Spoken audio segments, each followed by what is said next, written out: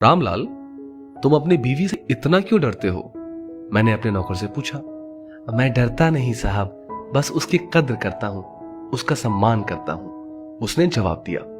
मैं हंसा और बोला, ऐसा क्या है उसमें? ना सूरत अच्छी है और ना ही पढ़ी लिखी है। जवाब मिला, कोई फर्क नहीं पड़ता साहब कि वो कैसी है, पर मुझे सबसे प्यारा रिश्ता उसी का लगता है। जोरू का गुलाम, मेरे मुंह से निकला। क्या और कोई रिश्ता मायने नहीं रखता तेरे लिए? मैंने पूछा। उसने बहुत इत्मीनान से जवाब दिया, साहब, माँ बाप रिश्तेदार नहीं होते, वो तो भगवान होते हैं। उनसे रिश्ता नहीं निभाते, उनकी पूजा करते हैं। भाई बहन के रिश्ते जन्मजात होते हैं। दोस्ती का रिश्ता भी मतलब का ही होता है। आपका मेरा रिश्ता भी जरूरत और पैसे का है।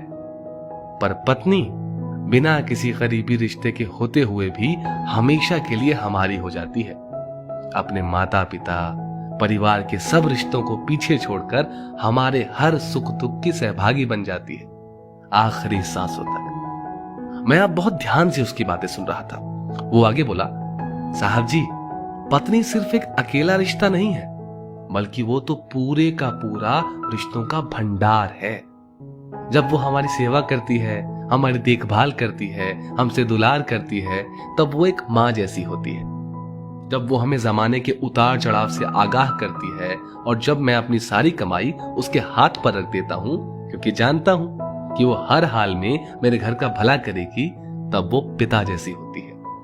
जब हमारा ख्याल रखती है, हमसे लाड़ करती है, हमारी गलती पर डांटती है, हमारे लिए खरीदारी करती है, तब वो बहन जैसी होती है। जब हमसे नई नई फरमाइशें करती है, नखरे करती है, रूठती है, अपनी बात मनवाने की जिद करती है, तब वो बेटी जैसी होती है।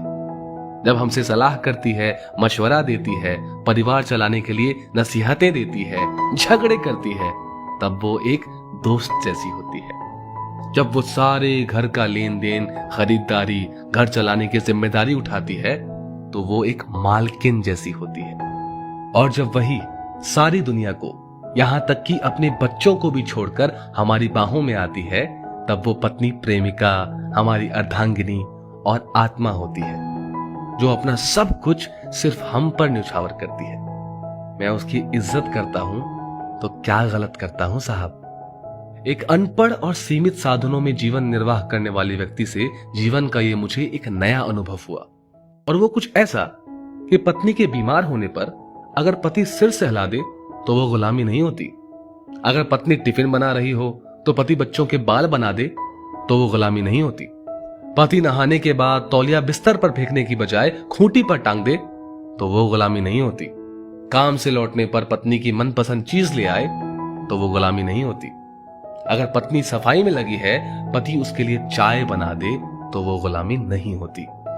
काम से छुट्टी होने पर पति अगर पत्नी का घर के छोटे छोटे कामों में हाथ बटा दे तो वो गुलामी नहीं होती। ऐसी बहुत सी छोटी छोटी बातों को पति लोग सिर्फ इसीलिए नजरअंदाज कर देते हैं कि कहीं किसी ने देख लिया तो जोरू का गुलाम ना बोल दे।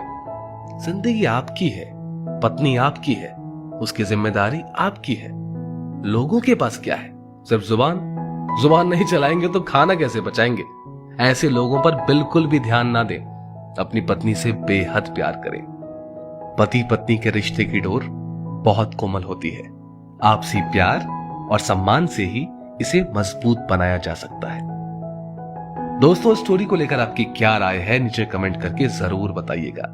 और ऐसे ही और भी बेहतरीन वीडियोस के लिए हमारा पेज जरूर फॉलो करें। धन्यवाद।